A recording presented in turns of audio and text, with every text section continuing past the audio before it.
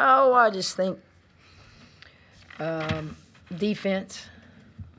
3 straight years we've led the country in field goal percentage defense, and it doesn't get talked about very much because, I guess it's ugly. People don't want to talk about anything but the offensive end of the floor. But I just thought our perimeter players, remembered what Danny did to them in the fourth quarter, remembered what Suge did to them in the fourth quarter, and they were bound and determined not to let there be another moment like that. I thought in the game it was very obvious Texas was trying to go into, post. Well, we welcome that. We don't get to see that much. So I thought Kalani had to work hard on guarding White, and I thought Cox had to work hard in guarding Joyner, because, again, guys, we just don't see post players, that size and that big that match up with us. Kim, you probably don't pay attention during the game, like how long it's been since the team scored, but they went like more than 11 minutes and had just 2 points in that period. During that time, second quarter to third quarter, did you sense that you guys were playing at a really high level on defense? I don't know those periods of time, how long it's been. Sometimes one of my coaches who's over there, and is working with those little fancy things y'all work with, what do they call iPads, computers? I don't have to coach from those yet. She'll say something about the coach. They hadn't scored in the last 5 minutes, and I'll catch that. But I'm not focused on that. I'm focused on what we are doing, who's on the floor, who needs to be on the floor. So, no, I didn't really know that. What I did notice is they got 26 offensive boards. 13 of their points, guys, were scored on second chance points. So you can bet I'm going to harp on if you subtract those 13 points from their 35, what it could have been. So I'm going to harp on those offensive boards that they got. We knew that was going to be difficult. We knew that they do go to the offensive boards well. We can't allow that to happen. Connie, can you talk about just the defense that you guys had, and really maybe starting with the guards, because they had beat you some with the 3-pointers down in Austin. I think we just wanted to do better than what we did when we went down there. The guards did a wonderful job on guarding their guards and guarding the 3-point shot, and we just went down on the other end and executed. So, I think defense was, besides the offensive rebounds, defense was pretty solid. Like Kim said, do you relish that when teams will actually bring it inside to you? Because y'all don't see a lot of that. Yeah, absolutely. And they, even when they don't double, you got to take advantage of that. 2 times I think I threw it away because I'm so programmed to that triple team coming. I just threw it away, and she was just like, "Go score!" And I was like, "Wow, I didn't know." But that's some things I got to be conscious to. Teams changing their defense up. So. Kalani, in your opinion, what's the biggest difference in the 2 programs? Baylor's now 20 out of 21. Texas has a good team, but you guys just don't know. They're the best to match up against us. I think when we play them, they play with such high intensity, and so do we. It's just a good rivalry, a good game every time we see them. They play with a lot of energy, and if you don't match that, you can slip up, I guess, in a sense. That was a great politically correct answer. So you didn't get to write the article you want to write. So you're going to have to do an editorial, and you answer that question. I think the game answered itself. But you wanted specifics, Rick. These kids work for me. They're not going to give you bait. No, but you shoot from the hip. Can you answer that question? No. Yeah, I can. I choose not to. I can give you a lot of things, but I'm not going to do it. But I do think this. It takes certain kind of players to come here. One, it's got to be very unselfish and understand that they are going to have their opportunities. It's going to be about the team first. It's going to be about chemistry. It's going to be about defense. And they know that when we recruit them. And it's all about players that understand what's important when you get on that floor. And I've been blessed to coach some great ones, but they all buy into defense first, team second, those types of things. Chloe, you talked about it yesterday. You knew that this was a rivalry. Did it feel any different today? No, I knew it was going to be a great environment. I knew they were going to come out hard, and I mean, I knew we were going to respond and do better than what we did at Texas. What does a win over Texas mean? Just the environment that Texas Baylor always seems to bring out, no matter what kind of season either team is having.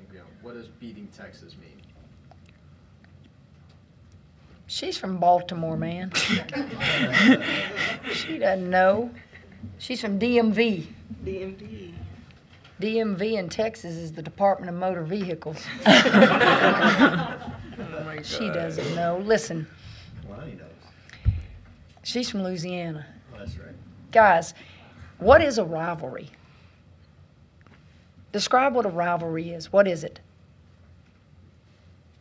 Is it geography, proximity to the schools? Is it all sports and the history?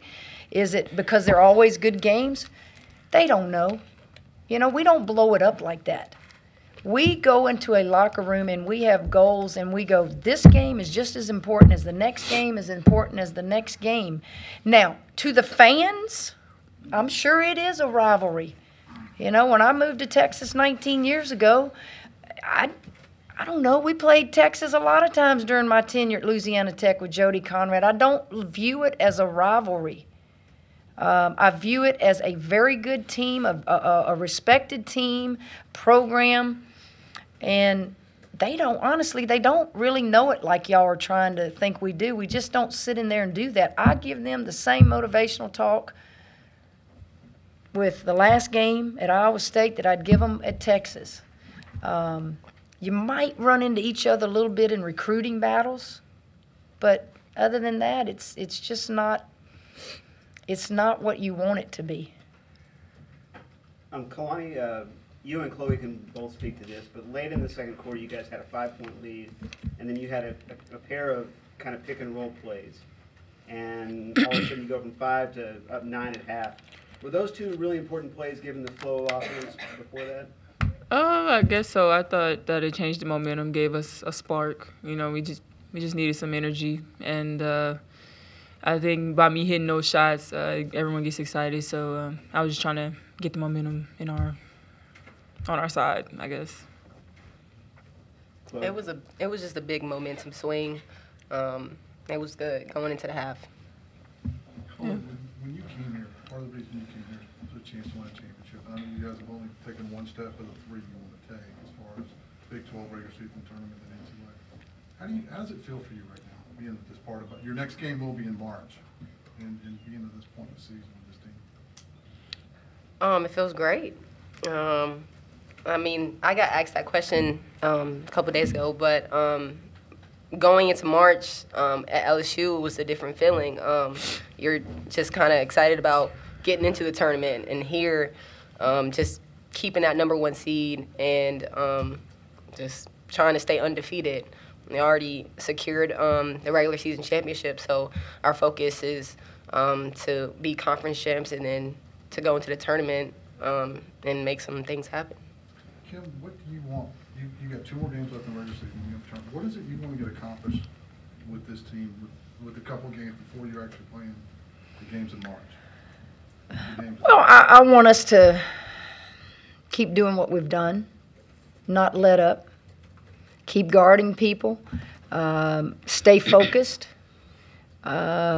keep demanding things from them, motivating them, challenging them, give them the right amount of time off, stay on the floor the right amount of time, keep them fresh. Guys, it's a hard turnaround from a Saturday to a Monday, and here we are going to have to do it again. We have Saturday, and then we turn around and leave for West Virginia on Monday. That's hard. I thought some of the shots that were taken today, both by Texas and Baylor, you had heavy-legged kids out there. Your legs were gone.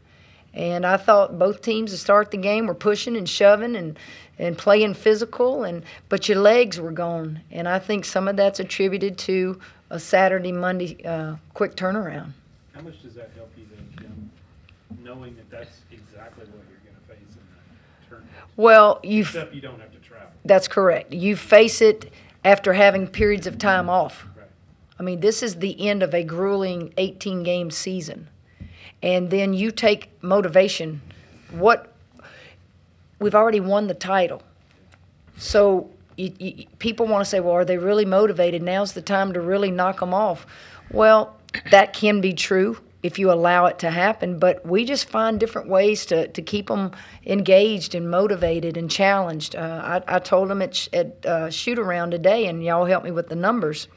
See, I don't remember all those numbers because they just aren't going to register with me until I'm old and gray and retired, is how many games we have won in the regular season. We hold the record, 44 games, I think. Conference. So now we are at 39. So find something like that and say, I want to be in the class with that team that did it for 44 games. Little things like that. We might not can do it, but you have to dig and you have to find things and go, God, that's pretty impressive. Well, don't you want to break that record? Don't you freshmen want to come back next year when Kalani's gone? You know, I don't know if it works, but you got to dig and you got to find something. Connie, with this being your senior year, how do you feel right now going into the stretch and knowing where you guys are and knowing what you want to accomplish? I think we're very focused right now, and we just need to stay that way. You know, I'm excited, you know, just to finish out the regular season and then go to the tournament and then, you know, make some things happen in the NCAA tournament. I mean, we're just taking it one step at a time, and that's how you have to do with a younger team. So as long as we keep them focused and getting them to come off the bench and do good things, we're going to be fine. So. Is there a different sense of urgency for you, having been through it 3 times? Yes. I mean, I'm a senior. I only get one more crack at it, so yeah, I guess so. Yeah, Kalani, their coach talked about his team looks like has more of a sense of urgency. Does that start with maybe you two since you are the seniors? I mean, we talked to our freshmen about being focused all the time, and I think they've responded to that. Nalissa and Kui Egbo especially. We just take it one game at a time. Like we had to go on the road to West Virginia. Road games are the most important because you're in a different environment and you may not be comfortable all the time.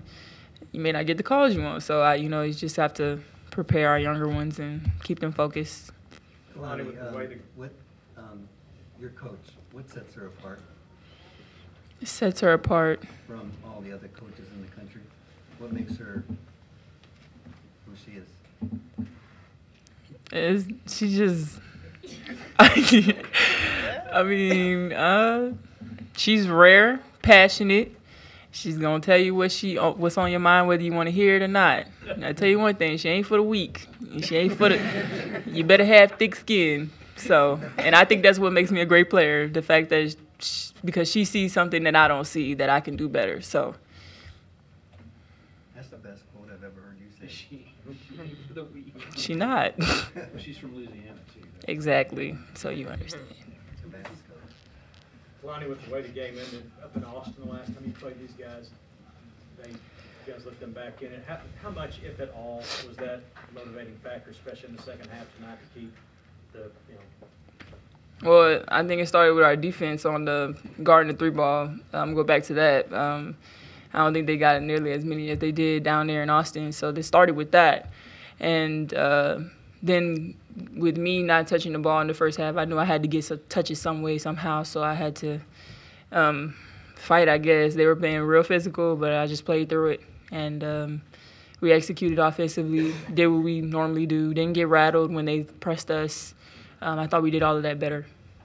Chloe, yesterday you said in order for this team to continue to advance that you're going to have to put teams away early. Do you feel like you did that in a timely manner for what you set for your personal goals? Absolutely. This game, I think third quarter we really just ran away, and even gave. We did so well that everybody on the team was able to play. So I definitely think we executed much better today.